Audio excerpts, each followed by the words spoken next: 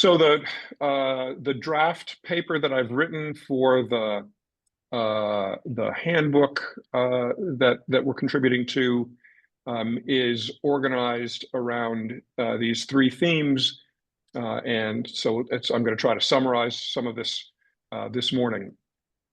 First, I'm going to say a little bit more about the challenges of thinking about Chinese Zhexue or Chinese philosophy, because I think it both resonates with, but also in certain ways goes even further than some of the challenges in terms of thinking about philosophy as a way of life in a European context.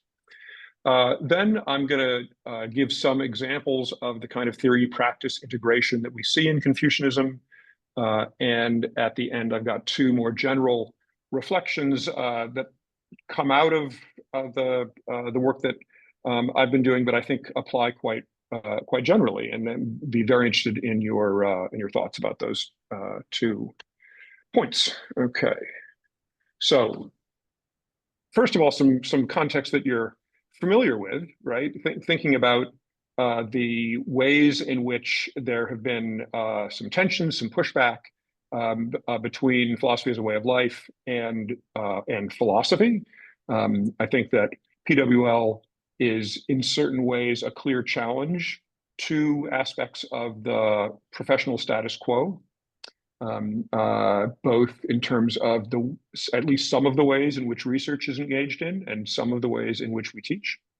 And that both because of that challenge and because of the content of some of the claims that advocates of PWL have made, that has led to a variety of controversies, and many of which have been discussed at the conference already. I've been logging in as much as I can with the very significant time difference, but I've learned a lot from the papers that I've been able to listen to.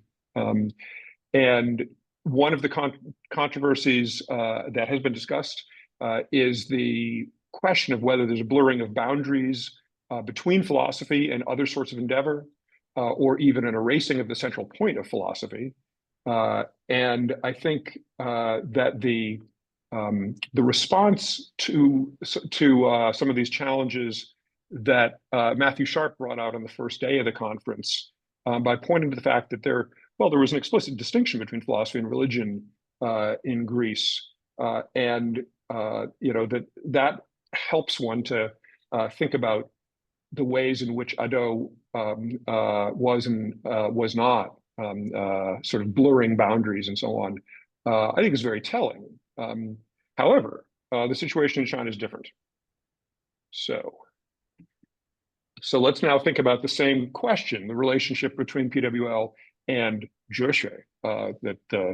So in the beginning, really in the 19th century, there was a enormous, multiple decades long period of significant conceptual innovation in East Asian languages, in Chinese, Japanese, and Korean, that went hand in hand with a whole variety of changes that were taking place during the last century of the last imperial dynasty.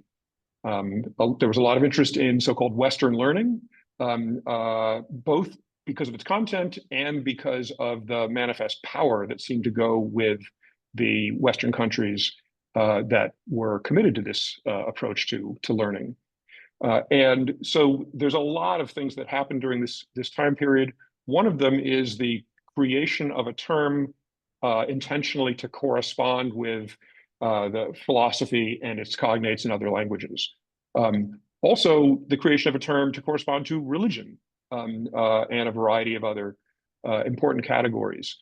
So this leaves open the question of whether there was philosophy before this, right? But there was not a term that was corresponding to the category of philosophy. At the same time, the changes that are catalyzed or instigated by wars and so on taking place in the 19th century lead to some dramatic institutional ruptures and innovation as we move into the beginning of the 20th century. So for many centuries, China's educational system had been built around its famous civil service examination system, which, of course, involved a sort of deep engagement with Confucian classics. That civil service examination system comes to an end in 1905, and the Qing dynasty itself collapses in 1911. Around the same time as the civil service examination system ends, a new educational system is being developed. New universities are founded. The oldest sort of modern style university in China was founded in the mid 1890s, and along with the founding of these universities, you have new departments, history departments, and so on, and philosophy departments. So you go from a point where over a small number of decades, Confucian texts go from being things that are studied in the context of the civil service examinations to being things that are taught alongside other forms of other forms of philosophy like Hegel, Kant, and so on, in philosophy departments by people who are philosophy professors. Right, so it's dramatic change in a very short period of time, and this is also associated with a very important thing called the New Culture movement that starts in 1915 as well. Some advocates of which were calling for the wholesale Westernization of Chinese culture and the abandonment of the Chinese language to be replaced by Esperanto. Right, all kinds of things are going on. And the book that I have the cover of on the slide here, a book edited by John Makem, is a terrific collection of essays looking at a number of different perspectives on the origin of philosophy and Chinese philosophy in particular over this time period. So that happens. This category of Chinese philosophy emerges. It is. So what's the content of this thing? Well, the first sort of full-scale history of Chinese philosophy that's published initially in Chinese and then translated a number of years later into English is by the gentleman who you can see on the screen here, Feng Youlan. And it was very important to Feng and his understanding of what philosophy was put quite a lot of emphasis on systematic thinking, on sort of explicit rational argumentation and defense of positions, of which, on any telling, there is some certainly in pre-modern Chinese traditions, but the genres are quite different, and so he had to do a lot of work to articulate categories like metaphysics, epistemology, and so on, and sort of massage the traditional materials to fit into those categories.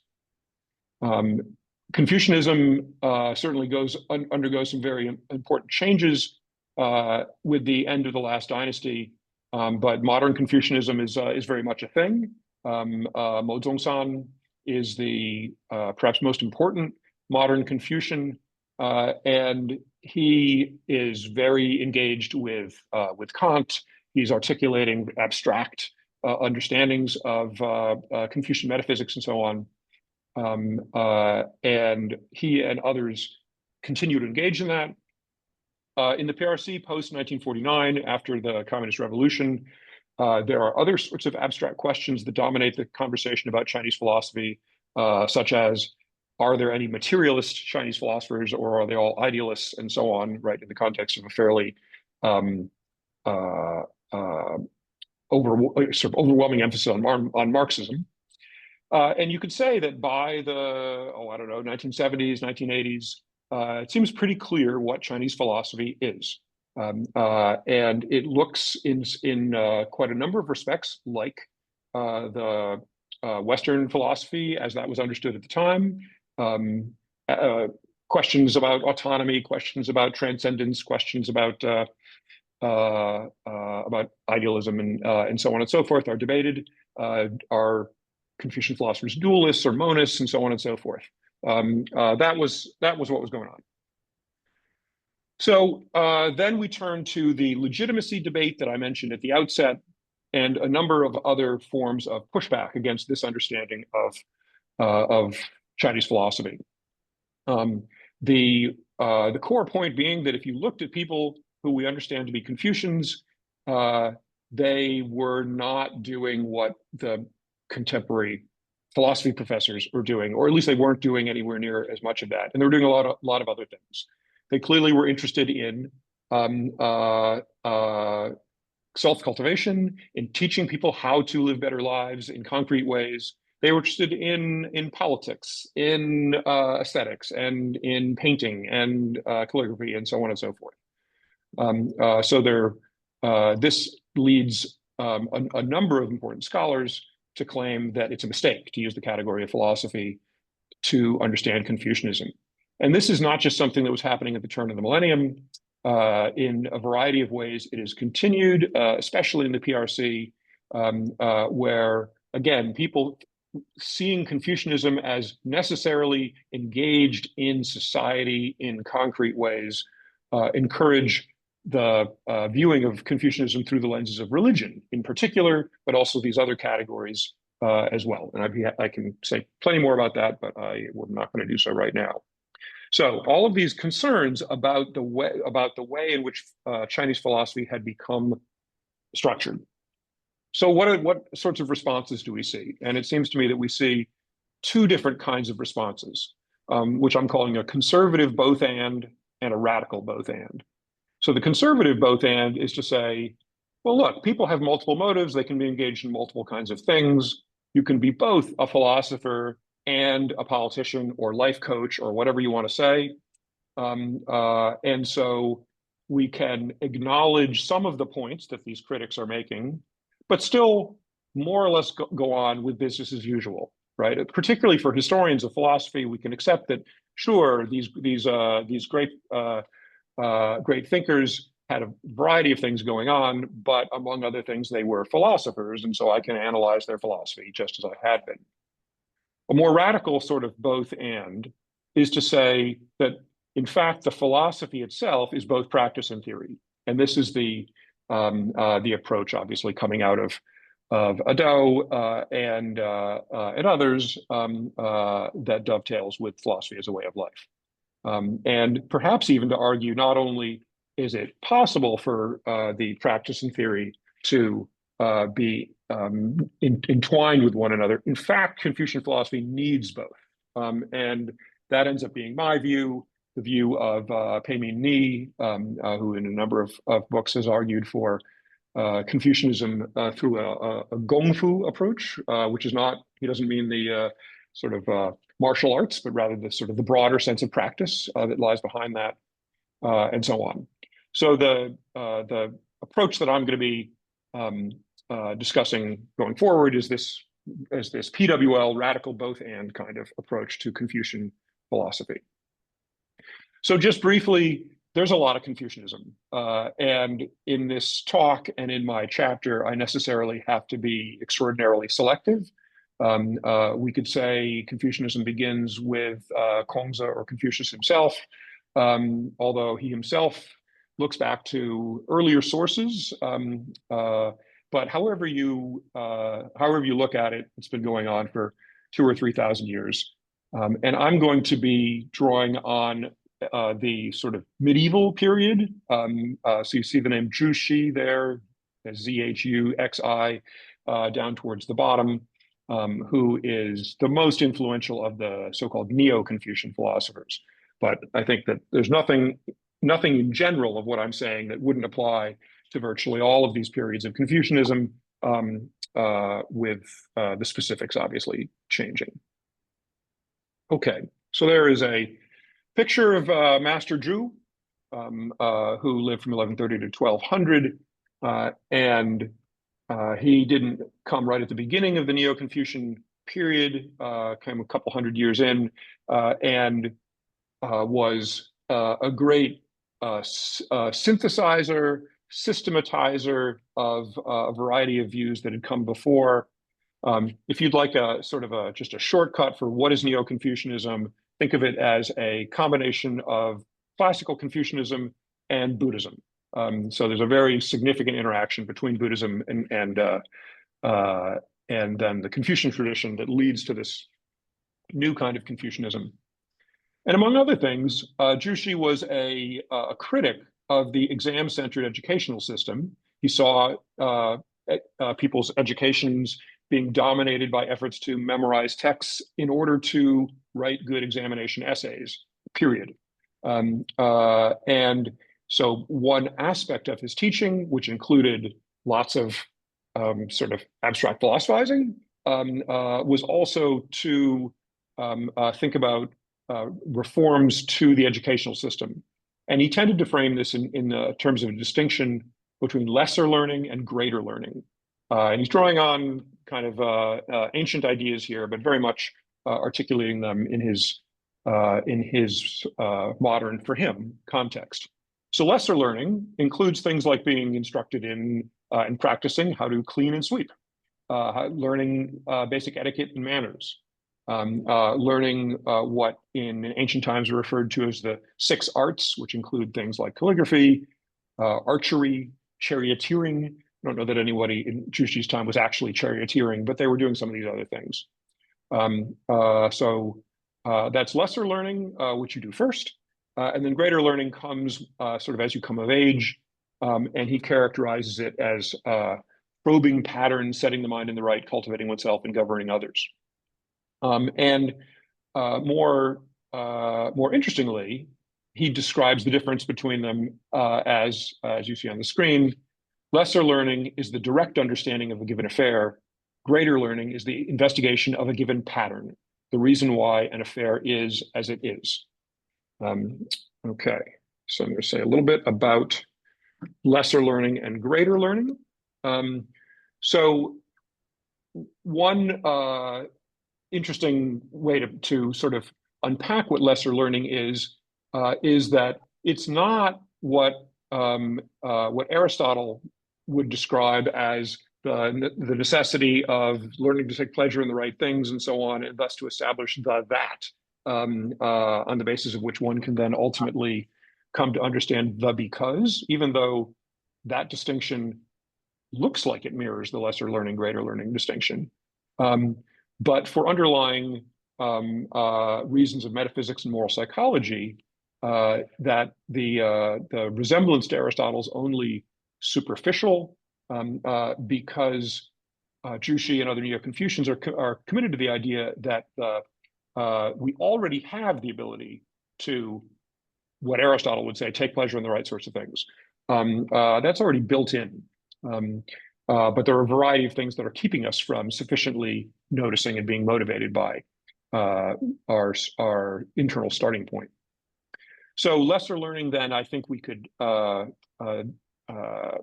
understand as performing a whole bunch of different functions, which I list on the screen. I think that time seems to be moving along, so I'm not going to go into these in detail right now. I will call attention to the last one, because one of the interesting questions that comes up in the context of Confucian self-cultivation is, why are you even motivated to cultivate yourself in the first place? And I think that lesser learning, which involves, in many cases, getting together with fellow learners, and some of the Confucian philosophers talk about learning to sing together and engage in these sorts of physical activities together, which, among other things, help to motivate one to try to better oneself. All right, so that's a little bit about lesser learning. In order to get into greater learning, I have to at least briefly allude to the idea of pattern with a capital P, which is the word I'm using to translate the notion of Li, which is absolutely central to Neo-Confucianism. I would gloss it as the valuable and intelligible way that things fit together. There's lots to be said about this. You know, book after book has been written about this notion. It's a little bit like logos, if that helps. But anyways, details are not going to hold us up right now. So in order to get at what greater learning is about, it helps to recognize a theoretical conundrum that Jushi works on. So he says that the unactualized state cannot be sought. So there's a distinction between before and after feelings are actualized, and there is a kind of perfect harmony or perfect sort of deeper metaphysical equilibrium in the unactualized state, but we can't get at it because as soon as we have any feelings, then we are into the actualized state. And furthermore, the state after we're conscious of feelings permits no manipulation, by which he does not mean we cannot suppress bad reactions. We can, but the goal ultimately for Confucians is transforming oneself to be a sage. Sages respond spontaneously in just the right way. And so suppressing a bad reaction and forcing oneself to do the right thing is not a solution. So the solution is to learn to pay attention. If one, yep. 5 minutes. 5 minutes? Sorry. Nope, fantastic, perfect. So if one alters the mental framework into which feelings flow, into which our initial stimuli then sort of work on, then one can ensure that the feelings manifest themselves correctly, or at least this is the general idea. And so this leads to 5 minutes, huh? Okay. Two different things that Jushi talks about. One is he has a lot to say about how to read. And in the interest of time, I'm just going to let you look at those 4 different stages and recognize that ultimately what's important is in reading is going beyond the text. So there's a process of transformation that takes place as one reads. So there is a lot of there is some memorization. You really do focus in on these ancient texts, but it is not just instrumental to doing well on the exams. There is a very different kind of point, and Jushi has a lot of interesting things to say about this. And then ultimately, his central sort of category of transformative exercise is something he calls reverential attention, which, as you can see, there is this combination of being single-minded in one's attention to whatever is before one, but being attentive to that in the context of its full relevant interdependence. And that balance of not being distracted, but simultaneously being aware of all of the interdependencies, that attitude, there's lots to say about this, but that is supposed to ultimately enable us to perceive the ideally harmonious response to a given stimulus without bias, be motivated to undertake it. Okay, so 2 more slides. The first conclusion, I guess, before I say this, I guess I haven't totally clearly articulated this. So what I've been trying to show is that for Jushi, it's very clear that there is an intimate relationship between the practices that he recommends and the theory, the philosophical theory that he is engaged with. And so I would say that his philosophy is very much the 2 of those things intertwined with one another. So one way to sum up is to see that no matter whether one's doing historical scholarship or more contemporary constructive scholarship in philosophy, there are 3 ways to do it that's PWL aware. Minimally, I think we can more or less do what has been business as usual, that is focus on theory, but we have to at least allude to the fact that that's self-consciously and temporarily prescinding from the practical dimension of philosophy. And if we don't do that, then I think we risk really misinterpreting the subject matter. So that's a minimal way. A more balanced way is what I have very, very briefly been doing, namely attending to theory and practice and their interdependencies. I think that's probably the standard PWL approach. But it's also worth noticing that one can do it in a more practice-first way. And so, for example, there's a chapter of my book, Sagehood, called Engaging Practices, where I draw on moral education, moral psychology, narrative-based studies of exemplary lives to really engage with Jushi's practices in the first instance, and to think then about what sorts of implications that might have for other aspects of his philosophy. Finally, let me just say a word about inclusive PWL. And I'm thrilled that the conference and the volume are being constructed in ways that recognize the presence and perhaps the value of non-Western traditions. And I want to suggest that in doing so, we should allow that to influence how we conceive of philosophy and of PWL itself. So not just as a supplement, but actually getting to the core. So one way to think about this is, rather than asking, do Confucians also discuss spiritual exercises? We could suggest that Ado, in identifying spiritual exercises, has grasped part of something that might be larger and have an ultimately slightly different shape than he perceived. So not as much as the fan and the snake or whatever with the people with the blind men and the elephant, but something that is not just exactly what Ado noticed. And one can point to both similarities and differences between the Confucian exercises that I've been talking about and the way that spiritual exercises are articulated by Ado. So that's a whole subject that we could pursue.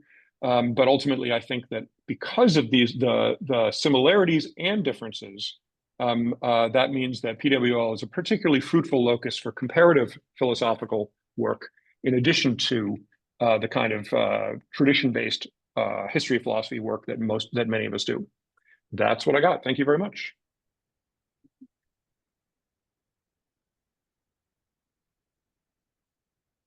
Now we'll have time for some questions, so please.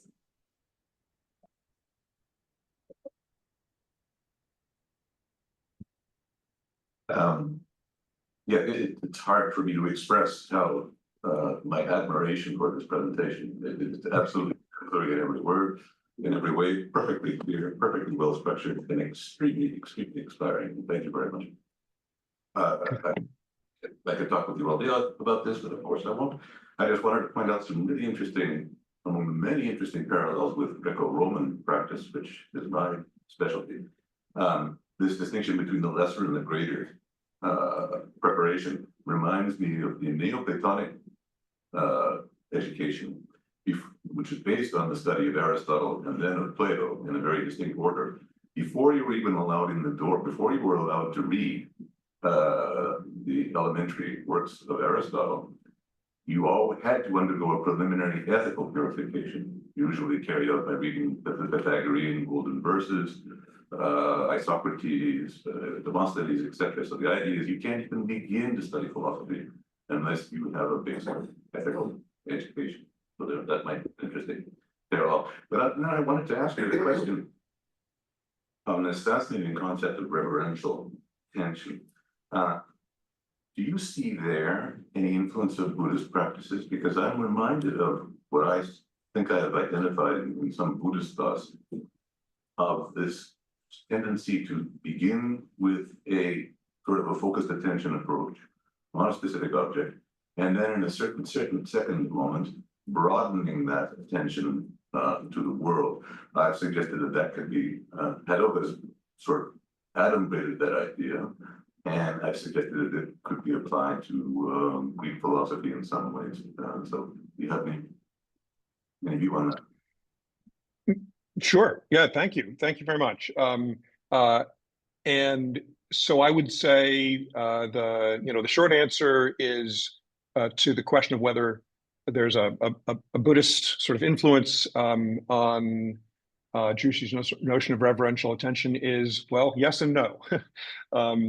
The relationship between Buddhism and Jushi, in particular, Neo-Confucianism more broadly, is a really layered, nuanced one. So the Neo-Confucians talk about quiet sitting, which is their version of just straightforward meditation. They tend to put significantly less emphasis on it, think of it much more as a secondary practice, as opposed to certainly the Chan or Zen Buddhists. But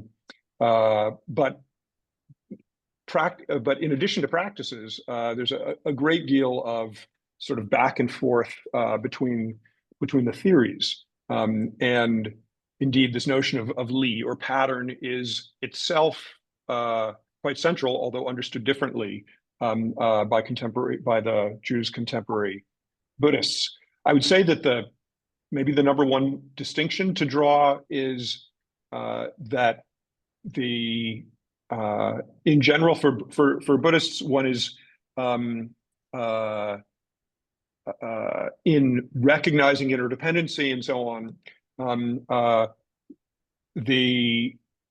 You get to a point where there is no sort of central fixed value, right? You end up with no self, and so on. Whereas for the Confucians, there continues to be a structure. The Confucians go back to the idea of really the value of life creation and generation or creativity or something like that. I think birth and rebirth. That notion is at the sort of gives us a kind of directionality to the interdependence that they see. So it's not that any kind of you can't draw any conclusion whatever from this recognition of interdependence. But be that as it may, there's no question there's a lot of similarities and learning going in both directions. So thanks a lot. We still have like 3 to 4 minutes. Does anyone have?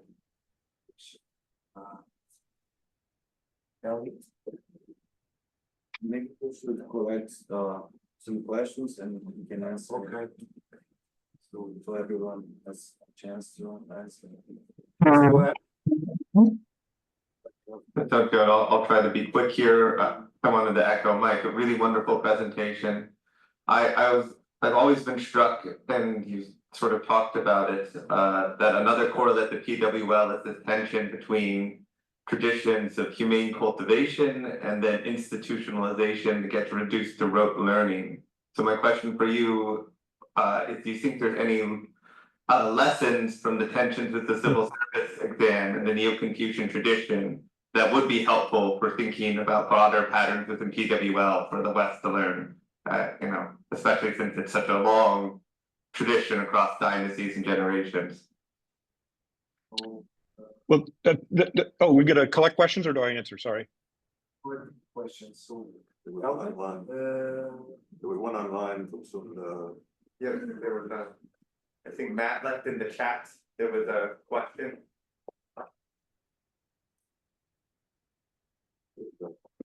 Oh, that wasn't just a question. That was just a comment from me about Lectio Divina and the idea of embodied reading in the monastic traditions, and it just really strikes me that the notion of jushi and practice of reading. I'd just be fascinated to hear if Stephen's aware of that and might want to comment on comparisons there. So in order to have time, we have to move ahead. So please. Okay, sure. So are there lessons? I mean, in a way, the lesson is that it's hard, that the tension that you identify is a real one. And so Jushi tended to be critical of the exams and want as a result, but you still have to have an institution there. You got to be choosing people, and so he tended to prefer actual like personal recommendation. But personal recommendations are equally prone to problems, and so I think there's quite a lot of back and forth and reflection on the ways in which practices can rigidify and become problematic throughout the tradition, which sure we can draw on that, but I don't think they have any straightforward answers. And the comparison with the Lectio Divina, I think, is great. There have been a couple people who've written about that, although I think that it feels to me like there's still room to dig into that more deeply, because the parallels are really interesting. I think it's got to be done in a way that is taking seriously both the theoretical and the practical sides, which makes it richer.